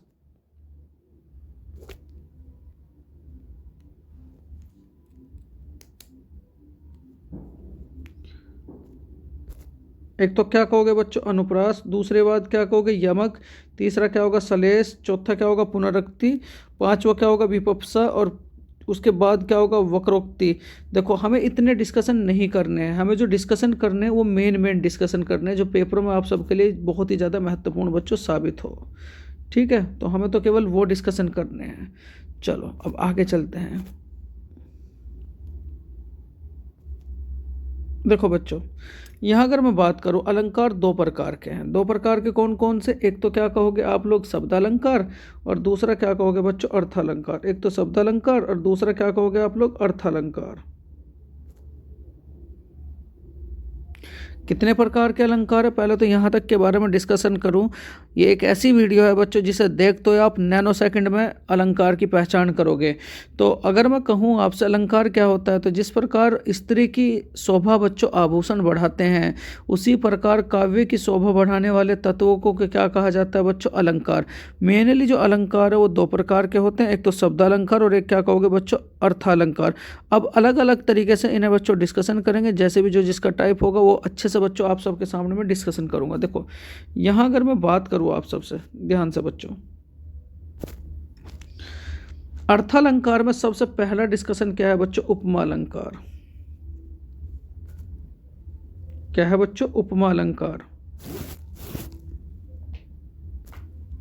देखो उपमा अलंकार क्या होगा, जब पंक्ति में आपका योजक चिन्ह है बच्चों, योजक चिन्ह है, कौन सा चिन्ह है, योजक चिन्ह शब्द है, लेकिन योजक के बाद बच्चों सा आ जाए सा, उसके बाद सी आ जाए सी, उसके बाद से आ जाए बच्चों से, क्या आ जाए से आ जाए। तो ऐसी स्थिति के वाक्य को क्या कहा जाता है बच्चों उपमा अलंकार कहा जाता है। जैसे बच्चों मुख चंद्रमा सा, देखो योजक चिन्ह है, लेकिन योजक चिन्ह के बाद क्या दिखाई दे रहा है बच्चों, क्या दिखाई दे रहा है आप लोगों को सा, यहाँ क्या दिखाई दे रहा है बच्चों सा। ठीक है, योजक चिन्ह है, योजक चिन्ह के बाद क्या दिखाई दे रहा है बच्चों, सा। तो ऐसी स्थिति जब भी बच्चों आ जाए, मतलब योजक चिन्ह के बाद ये सा शब्द दिखाई दे, योजक चिन्ह भी और ये सा शब्द दिखाई दे, तो इस प्रकार का जो अलंकार है बच्चों वो क्या कहलाएगा आप लोगों का, उपमा अलंकार। क्या कहलाएगा, उपमा अलंकार। कुछ बातें समझी होगी आप लोगों ने कि जिस शब्द में आपका योजक चिन्ह और योजक चिन्ह के बाद सा शब्द दिखाई देगा वो क्या कहलाएगा बच्चों, उपमा अलंकार कहलाता है। अगर मैं बात करूं बच्चों उपमा अलंकार के एक और उदाहरण की, तो यहाँ उदाहरण की अगर मैं बात करेंगे तो क्या देखो, कमल, कर कमल सा कोमल है, मखमल के झूल पड़े हाथी सा टीला। यहाँ मेन चीज़ वाक्य से हमें तो पहचान करनी नहीं, हमें तो बस मेन पहचान करनी है और अपने आंसर को टिक करना है। देखो यहाँ अगर मैं बात करूँ बच्चों ध्यान से बिल्कुल, यहाँ देखो योजक चिन्ह है और योजक चिन्ह के बाद क्या है बच्चों, सा। और मैं बताया था जब भी कभी योजक चिन्ह के बाद बच्चों सा शब्द दिखाई देगा, ऐसे ऐसे अलंकार को क्या कहोगे बच्चों, उपमा अलंकार कहा जाता है। चलो उसके बाद देखो अगला जो अलंकार है बच्चों वो है आप लोगों का रूपक अलंकार। रूपक अलंकार के बारे में क्या डिस्कशन है, चलो मैं देखते हैं बच्चों। जब पंक्ति में केवल योजक चिन्ह, जब पंक्ति में बच्चों केवल योजक चिन्ह आए, बाद में सानी, जब पंक्ति में केवल योजक चिन्ह आए, मतलब सा, सी और से न आए, तो ऐसा शब्द जो है बच्चों वो क्या कहलाएगा आप लोगों का, रूपक अलंकार कहा जाता है। जैसे कि देखो वहाँ बच्चों योजक चिन्ह था लेकिन प्रत्येक योजक चिन्ह के बाद क्या दे रखा था, सा। तो जब कभी योजक चिन्ह के बाद सा आएगा तो उसे बच्चों क्या कहेंगे आप लोग, उसे क्या कहोगे आप लोग, यमक। और उसके बाद अगर सा नहीं आता बच्चों तो उसे क्या कहोगे आप लोग, रूपक अलंकार। ठीक है, यहाँ देखो मैया मैं तो चंद्र, सा तो नहीं आया, खिलौना ले हो। तो जब कभी किसी वाक्य में बच्चों ओनली योजक चिन्ह आएगा, इस प्रकार का अलंकार क्या कहलाएगा बच्चों, रूपक अलंकार कहलाता है। यहाँ देखो अगला जो अलंकार है बच्चों वो है रूपक अलंकार का दूसरा उदाहरण। ये पहचान करने के लिए मैं आप सबको बता रहा हूँ। यहाँ देखो, चरण कमल बंदो हरिराई, ये डायरेक्ट आपको ये मुहावरे भी दिखाई देंगे बच्चों, ये श्लोक भी आपको दिखाई देंगे। तो इस श्लोक के साथ भी पहचान करनी है कि भैया ने हमें, सर ने हमें एक ही बात समझाई कि अगर योजक चिन्ह है, योजक चिन्ह के बाद अगर सा है तो वो बच्चों अलग अलंकार होगा। अगर योजक चिन्ह केवल ओनली योजक चिन्ह आए तो उसे क्या कहेंगे बच्चों, रूपक अलंकार। जैसे चरण कमल बंदो हरिराई, राम कृपा भव निशा सिरानी। तो यहाँ देखो योजक चिन्ह आ रहा है, यहाँ क्या आ रहा है, योजक चिन्ह, बाद में सा तो नहीं आ रहा, यहाँ भी योजक चिन्ह आ रहा है, बाद में सा तो नहीं आ रहा। तो जब भी किसी सेंटेंस में आपको योजक चिन्ह दिखाई देगा और सा नहीं दिखाई देगा तो उसे क्या कहेंगे बच्चों, रूपक अलंकार। देखो अगला जो है बच्चों एक और, ये तो खैर दोबारा वही रिपीट हो गया है। यहाँ अगला जो अलंकार है बच्चों वो है उत्प्रेक्षा अलंकार। बहुत ही बढ़िया पहचान बताऊंगा। उत्प्रेक्षा अलंकार में बच्चों ज्यों आजा, मानो आजा, इव आजा, मनु आजा, जनु आजा, जान आजा, मनहु आजा, जनहु आजा।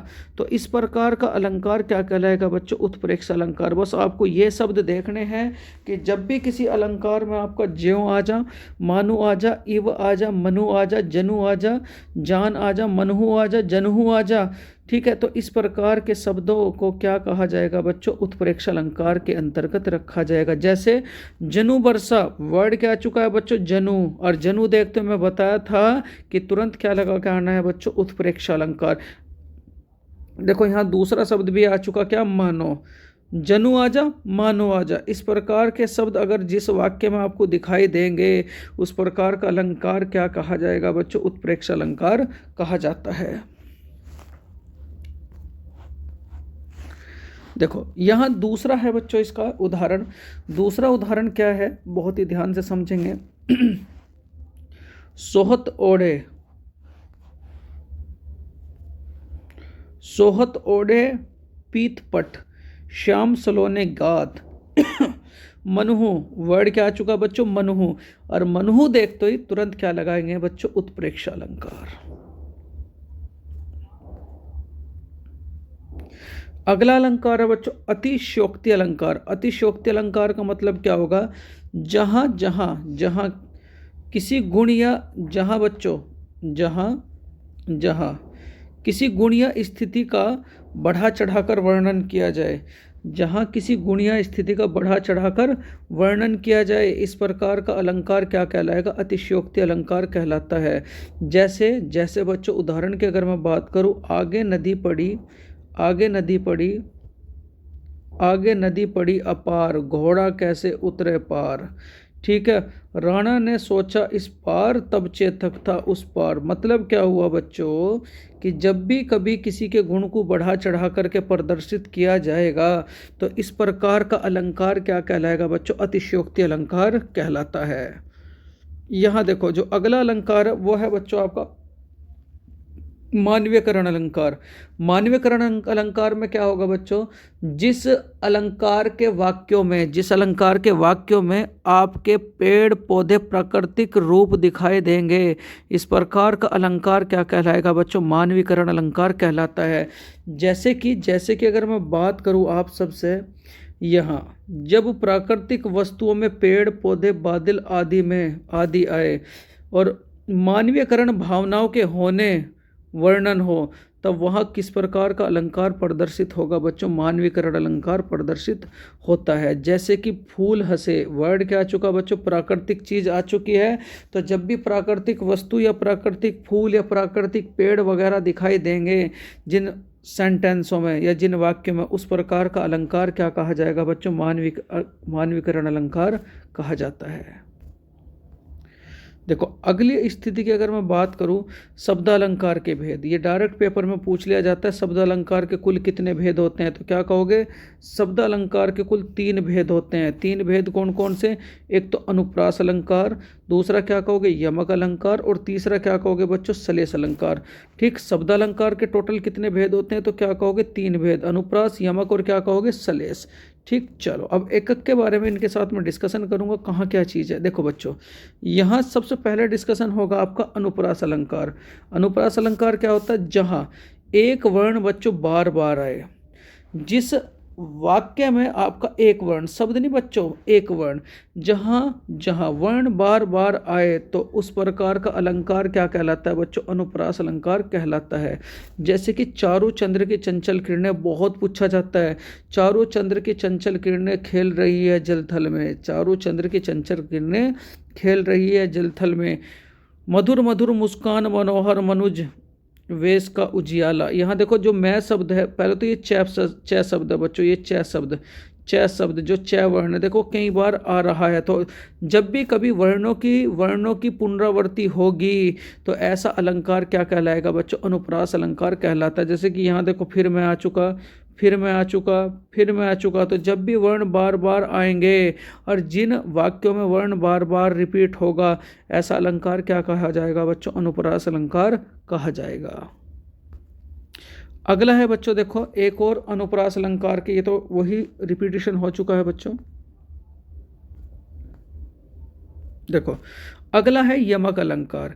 यमक अलंकार का मतलब क्या होगा? वहाँ तो वर्णों की पुनरावृत्ति हो रही थी, यहाँ बच्चों शब्दों की पुनरावृत्ति होगी, और जहाँ शब्दों की पुनरावृत्ति होगी ऐसा अलंकार क्या कहलाएगा? यमक अलंकार। जैसे एक ही शब्द बच्चों, अगर मैं बात करूँ, एक ही शब्द एक से अधिक बार आए तो इस प्रकार का अलंकार, और मतलब उसके अर्थ अलग अलग हो।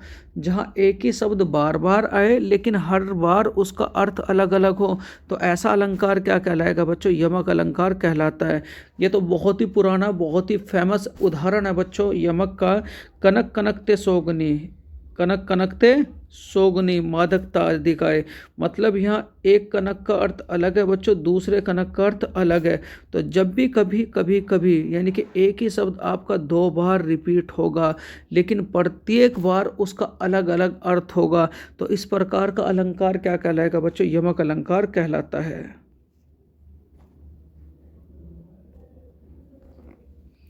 उसके बाद बच्चों देखो सलेस अलंकार। सलेस अलंकार क्या होता है? एक शब्द के अनेक अर्थ होते हैं। जहाँ एक शब्द के बच्चों अनेक अर्थ हो, ऐसा अलंकार क्या कहलाएगा बच्चों? सलेस अलंकार कहलाता है। ये बहुत ही फेमस उदाहरण है, उदाहरण जरूर लिखें, बार बार इनका रिपीटिशन करें। क्या?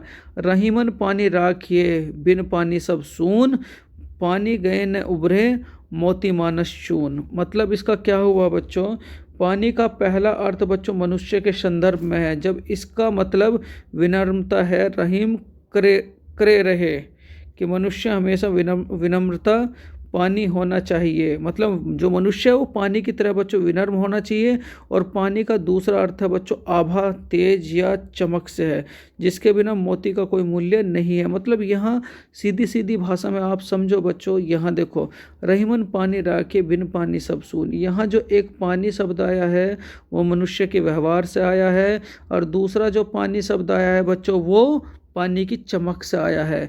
तो यहाँ पानी के अलग अलग अर्थ हैं, तो जहाँ अलग अलग अर्थ होंगे बच्चों वाक्य में एक ही शब्द के, तो उस प्रकार का अलंकार क्या कहा जाएगा बच्चों, श्लेष अलंकार कहा जाता है। देखो बच्चों, ये था आप लोगों का अलंकार का एक बहुत ही महत्वपूर्ण टॉपिक। इन्हें आप कॉपी में लिखें और बार बार इनका रिपीटेशन करें, जिससे कि आप वहाँ एग्जाम में देखते ही एक बार तुरंत टिक कर दे बच्चों। तो अगला जो टॉपिक होगा आप सबके लिए वो बहुत ही ज़्यादा महत्वपूर्ण होगा। ठीक है, तो चलो अगला टॉपिक डिस्कशन करेंगे बच्चों। देखो बच्चों, अगला टॉपिक है आपका कवि और उनकी रचनाएं। 5 लेसन आपके एक साथ कराए हैं, उसके बाद फिर 5 लेसन होंगे, फिर 5 लेसन होंगे, मतलब 3 दिन में आपकी हिंदी समाप्त हो जाएगी। तो यहाँ अगर मैं बात करूँ पहले कवि की, तो पहला कवि कौन है, सुमित्रा नंदन पंत। सबसे पहला कॉपी में लिखोगे, इसे प्रकृति का सुकुमार भी कहा जाता है। सुमित्रा नंदन पंत को प्रकृति का सुकुमार भी कहा जाता है। और इनकी जो रचनाएं हैं, कला और बूढ़ा चांद। पहली जो रचना है वो कौन सी है बच्चों, कला और बूढ़ा चांद।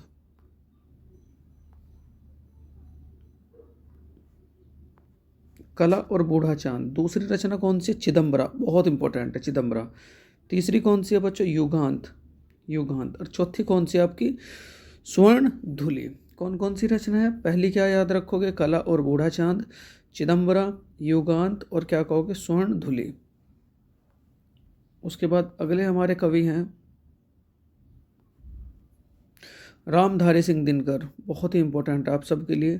रामधारी सिंह दिनकर की जो आपको रचनाएं याद रखनी है वो कौन कौन सी है, एक तो उर्वशी, दूसरा क्या कहोगे, हुंकार, तीसरा क्या कहोगे, रेणुका, और चौथा क्या याद रखोगे बच्चों, कुरुक्षेत्र। चौथा क्या याद रखोगे, कुरुक्षेत्र। ये भी आप सबके लिए बहुत ही इंपॉर्टेंट है। इनमें से कोई सी ना कोई सी एग्जाम में एक जरूर आ जाती है।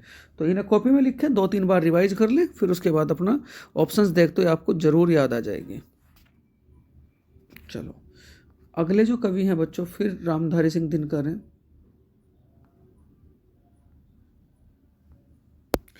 देखो, रामधारी सिंह दिनकर की 4 और रचनाएं याद रखनी है। कौन कौन सी, संस्कृत के 4 अध्याय, संस्कृत के 4 अध्याय बच्चों। दूसरी क्या होगी, परशुराम की प्रतिज्ञा। दूसरी क्या याद रखोगे, मतलब जो गुस्से वाली हैं, गुस्से वाली, परशुराम की प्रतिज्ञा। तीसरी क्या याद रखोगे, रेती के फूल। और चौथी क्या याद रखोगे बच्चों, रश्मिरथी। रैसे रामधारी सिंह दिनकर, और रैसे क्या कहोगे बच्चों, रश्मिरथी। रैसे रामधारी सिंह दिनकर, रैसे क्या कहोगे, रेती। ठीक है, तो ये याद रखनी है आपको रामधारी सिंह दिनकर की रचनाएं। उसके बाद अगले कवि हैं, बहुत ही फेमस कवि है, आप सबको पता है कि जयशंकर प्रसाद का अपना आप में एक बहुत ही अलग स्थान है। सबसे पहली बात जो याद रखेंगे, इन्हें आधुनिक कविता के सुमेरु और छायावाद के जनक कहे जाते हैं। ये बहुत इंपॉर्टेंट है, पूछ लेगा कि आधुनिक कविता के सुमेरु और छायावाद के जनक कौन से कवि कहे जाते हैं, तो क्या कहोगे, जयशंकर प्रसाद बच्चों। फिर उसके बाद अगर मैं बात करूँ इनकी कौन कौन सी याद रखनी है, एक तो तितली और कंकाल, बहुत ज़्यादा महत्वपूर्ण है। स्कंदगुप्त, ये भी बहुत ज़्यादा महत्वपूर्ण है। अजातशत्रु, ये भी बहुत ज़्यादा महत्वपूर्ण है। चित्राधार, ये भी बहुत ज़्यादा महत्वपूर्ण है। देखो ये तो जो हैं ये तो इतिहास से रिलेटेड होगी, तो इतिहास से रिलेटेड जिनकी रचनाएं हैं वो कौन है आपके, जयशंकर प्रसाद बच्चों। फिर देखो आगे इन्हीं की रचनाओं में 3-4 रचनाएं और हैं जो बहुत ज़्यादा इंपॉर्टेंट है। एक तो कामायनी, एक उसके बाद आंसू, उसके बाद चंद्रगुप्त, उसके बाद वो झरना। देखो फिर एक इतिहास की कैंडिडेट आ चुके हैं, तो जिनमें इतिहास का कोई व्यक्ति आएगा जिनकी रचनाओं में, वो कौन होंगे आपके, जयशंकर प्रसाद बच्चों, जो बहुत ही ज़्यादा महत्वपूर्ण है। ठीक, चलो अगले कवि के बारे में जान लेते हैं। अगले कवि ने कौन कौन सी रचनाएं लिख रखी हैं। देखो यहाँ देखेंगे बच्चों, सूर्यकांत त्रिपाठी निराला, इन्हें महापुराण कवि कहा जाता है। पहली बात तो ये लिखो कॉपी में, क्या कवि कहा जाता है, महापुराण कवि कहा जाता है। और इनकी जो रचनाएं हम लोगों को याद रखनी है, एक तो अनामिका, दूसरी क्या होगी, परिमल, तीसरी बच्चों कुकुरमुत्ता, और चौथी क्या होगी बच्चों, राम की शक्ति पूजा। ये 4 रचनाएं किसकी हैं, सूर्यकांत त्रिपाठी निराला की।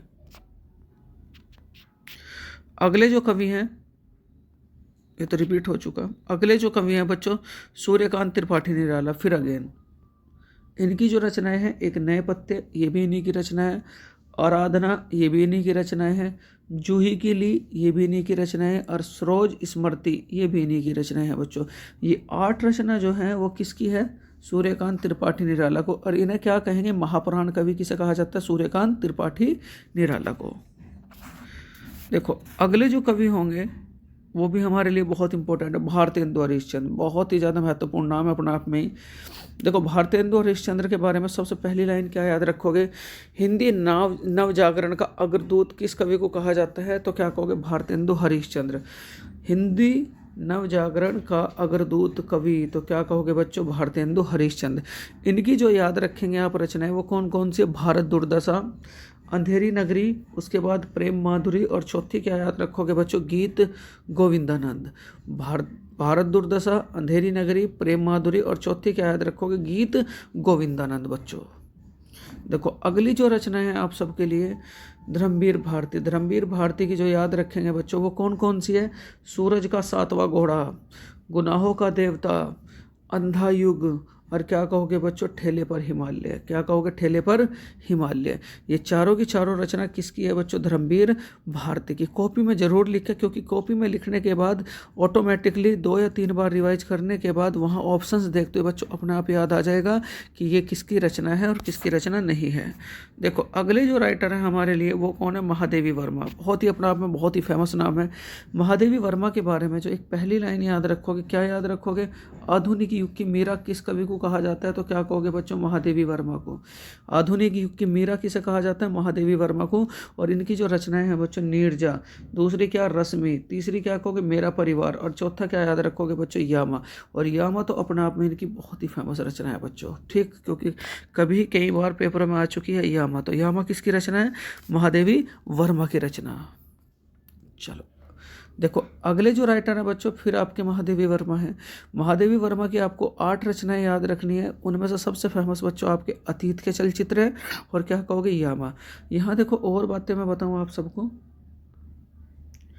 संध्या गीत ये किसकी है, महादेवी वर्मा की। दीपशिखा बच्चों ये भी किसकी है, महादेवी वर्मा की। अतीत के चलचित्र ये भी किसकी है बच्चों, महादेवी वर्मा की। और निहार ये भी किसकी है बच्चों, महादेवी वर्मा की। इन्हें क्या कहा जाता था बच्चों, आधुनिक युग की मीरा। अगले जो राइटर है बच्चों प्रेमचंद, अपने आप में बहुत फेमस नाम है। तो प्रेमचंद के बारे में देखो, सबसे पहली बात तो इनकी जो रचनाएं हैं वो कौन कौन सी हैं। एक तो गोदान याद रखोगे बच्चों, दूसरा क्या याद रखोगे, निर्मला, तीसरा क्या याद रखोगे बच्चों, कफन, और चौथी जो रचना है इसकी सेवा सदन। देखो नए नए अधिकतर रचनाओं के लास्ट में क्या आ रहा है बच्चों, नए नए। तो इनकी जो रचनाएं हैं बच्चों ये कौन है, मुंशी प्रेमचंद। तो इनकी पहचान क्या है, लास्ट में क्या दिखेगा, अधिकतर रचनाओं में बच्चों नए। देखो फिर मुंशी प्रेमचंद है, जो इम्पोर्टेंट कवि है बच्चों वही इस स्लाइड में मैं लिए हैं आप सबके लिए। रंगभूमि, मानसरोवर, प्रतिज्ञा, और चौथा क्या याद रखोगे बच्चों, नमक का धरोगा। ये भी किन की रचनाएं हैं, मुंशी प्रेमचंद की रचनाएं हैं। बहुत बढ़िया। उसके बाद अगले जो राइटर हैं आप सबके लिए वो कौन है, अयोध्या सिंह उपाध्याय हरिहौद। देखो इनकी जो रचनाएं, अधिखिला फूल पहली रचनाएं। सबसे पहले तो इसे क्या कहोगे, कवि सम्राट किसे कहा जाता है, अयोध्या सिंह उपाध्याय हरिहौद को। और हिंदी साहित्य का प्रथम ग्रंथ कौन सा बच्चों, प्रथम ग्रंथ तो क्या कहोगे, प्रिय प्रवास। हिंदी साहित्य का प्रथम ग्रंथ कौन सा बच्चों, प्रिय प्रवास। रस कलश इन्हीं की रचनाएं हैं। वदही वनवास वो भी इन्हीं की रचनाएं हैं बच्चों। तो हिंदी साहित्य के कवि सम्राट किसे कहा जाता है, अयोध्या सिंह उपाध्याय हरिहौद को। और हिंदी साहित्य का प्रथम ग्रंथ भी बच्चों इन्हीं का ही है, जिसका नाम क्या है, प्रिय प्रवास। चलो देखो बच्चों अगली जो राइटर है वो है सुभद्रा कुमारी चौहान। इनकी जो रचना है वो कौन कौन सी याद रखनी है, एक तो झांसी की रानी, एक क्या याद रखोगे, मुकुल, तीसरी क्या याद रखोगे बच्चों, चित्र त्रिधारा, और चौथी क्या होगी बच्चों, बिखरे मोती। ये बिखरे मोती किसकी है, तो क्या कहेंगे, सुभद्रा कुमारी चौहान की। ये चारों रचनाएं अपने आप में बहुत ही ज़्यादा इम्पोर्टेंट है। अगले जो कवि है बच्चों वो है सूरदास। देखो सूरदास के बारे में अगर मैं बात करूँ आप लोगों से, इन्हें वात्सल्य रस सम्राट कहा जाता है, पहली बात बच्चों। दूसरा माधवाधिपति इन्हें ही कहा जाता है। तीसरा अष्ट छाप का जहाज बच्चों इन्हें ही कहा जाता है। तो ये तीनों आप कॉपी में जरूर लिखें कि वात्सल्य रस का सम्राट किसे कहा जाता है, तो क्या कहेंगे सूरदास। दूसरा भावाधिपति किसे कहा जाता है, सूरदास। और तीसरा क्या याद रखोगे, अष्ट छाप का जहाज किसे कहा जाता है बच्चों, सूरदास को। और इनकी जो रचनाएं हैं वो कौन कौन सी, देखो सब में सा आ रहा है, तो सूर सागर, उसके बाद सुर पच्चीसी, तीसरा क्या होगा बच्चों सुर सरावली, और चौथा क्या होगा बच्चों साहित्य लहरी। तो सबके देखो स्टार्टिंग में बच्चों स, यहाँ भी स, यहाँ भी स, और यहाँ भी स आ चुका है, स सूरदास। और जिनके शुरू में स आ रहा है वो क्या होगी बच्चों, सूरदास की रचनाएं होंगी। चलो अगली याद रखेंगे बच्चों इन्हीं से ही। हरिवंश नारायण बच्चन है, बहुत ही इंपॉर्टेंट कवि अपने आप में। हालावादी कवि किसे कहा जाता है से हाला, और है से क्या कहोगे बच्चों, हरिवंश नारायण बच्चन। तो हालावादी कवि किसे कहा जाता है बच्चों, हरिवंश नारायण बच्चन को। इनकी जो रचनाएं हैं वो कौन कौन सी है, पहली रचना बच्चों जो है मधुशाला, उसके बाद मधुकलश, तीसरा क्या होगा निशा निमंत्रण, और चौथा क्या होगा क्या भूलू का याद करूँ। बहुत ही इंपॉर्टेंट रचना है इनकी। तो इतने जो रचना आपको किससे याद रखनी है, हरिवंश नारायण बच्चन से। इन्हें क्या कहा जाता है, हालावादी कवि कहा जाता है बच्चों। अगले जो राइटर है मैथिली शरण गुप्त। देखो मैथिली शरण गुप्त की जो रचनाएं हैं जो हमें याद रखनी है वो कौन कौन सी है बच्चों। एक तो क्या कहोगे भारत भारती, दूसरा क्या कहोगे बच्चों साकेत, तीसरी क्या है जयद्रथ वर्ध, और चौथी क्या है बच्चों यशोधरा। ये जो भारत भारती है ये आप सबके लिए बहुत ही ज़्यादा महत्वपूर्ण है। ये किसकी है, मैथिली शरण गुप्त की बच्चों। देखो अगले जो कवि है बच्चों वो है तुलसीदास। तुलसीदास के बारे में क्या क्या याद रखना है। सबसे पहली बात तो कवि शिरोमणि किसे कहा जाता है, तुलसीदास को। किसे कहा जाता है बच्चों, तुलसीदास को। लोकनायक भी किसे कहा जाता है, तुलसीदास को। हिंदी का जातीय कवि भी किसे कहा जाता है बच्चों, तुलसीदास को। और मानस का हंस किसे कहा जाता है बच्चों, तुलसीदास को। और इनकी जो रचनाएं हैं वो कौन कौन है, विनय पत्रिका बच्चों, दूसरी क्या कहोगे दोहावली, तीसरी क्या कहोगे हनुमान बाहुक, और चौथी क्या कहोगे बच्चों पार्वती मंगल। ये चारों की चारों रचनाएं किसकी हैं, तुलसीदास की। उसके बाद अगले जो कवि हैं बच्चों कालिदास। देखो कालिदास के बारे में जो बात मैं आपको बताऊंगा, जिनकी रचनाओं के लास्ट में मैं शब्द मिलेगा, जिनकी रचनाओं के लास्ट में बच्चों मैं शब्द मिलेगा, ये मैं शब्द मिलेगा, ये मैं शब्द मिलेगा, ये मैं शब्द मिलेगा, वो किसकी रचना होगी बच्चों, कालिदास की। तो इनकी जो रचनाएं हैं मालविकाग्निमित्रम पहली रचना, उसके बाद बच्चों मेघदूत, तीसरी क्या होगी अभिज्ञान शकुंतलम, चौथा क्या होगा बच्चों रघुवंशम, और पांचवी क्या होगी कुमार संभवम। इनकी पहचान क्या बताई है मैंने कि हर रचना के लास्ट में क्या मिलता है इनके मैं, अधिकतर रचनाओं के बच्चों। देखो अगले जो कवि हैं वो हैं हरिवंश नारायण बच्चन। फिर अगेन देखो ये तो दोबारा आ चुके हैं बच्चों,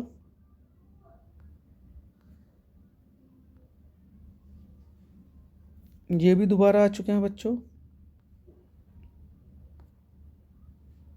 देखो सूरदास, सूरदास को क्या क्या कहा जाता है, वात्सल्य रस का सम्राट, तीसरा क्या कहोगे भावाधिपति, चौथा क्या कहोगे बच्चों अष्ट छाप का जहाज किसे कहा जाता है, सूरदास को। और इनकी जो रचनाएं हम सबको याद रखनी है वो कौन कौन सी, एक तो सूर सागर, दूसरा क्या कहोगे बच्चों सुर पच्चीसी, तीसरा क्या याद रखोगे सुर सरावली, और चौथा क्या याद रखोगे बच्चों। देखो जिनके लास्ट में मैं आ रहा है वो कौन है, कवि कालिदास, और जिनकी रचनाओं के लास्ट में शुरू में स आ रहा है वो कौन है बच्चों, आपके सूरदास कवि। तो ये था आपका रचनाओं का टॉपिक, और मैं आपसे आशा करता हूँ बच्चों ये जो 5 लेसन है आप सबके हिंदी के लिए बहुत ही ज़्यादा महत्वपूर्ण लेसन है। 5 लेसन अगली वीडियो में आएंगे, फिर 5 लेसन अब अगली वीडियो में आएंगे, मतलब 4 दिन में आपकी हिंदी समाप्त हो जाएगी। अगर ये वीडियो बच्चों आप लोगों को अच्छी लगी हो, मेरी मेहनत आप लोगों को अच्छी लगी हो, तो प्लीज़ इस वीडियो को लाइक करें, शेयर करें, सब्सक्राइब करें। Thank you for watching this video मेरे प्यारे विद्यार्थियों, नमस्कार।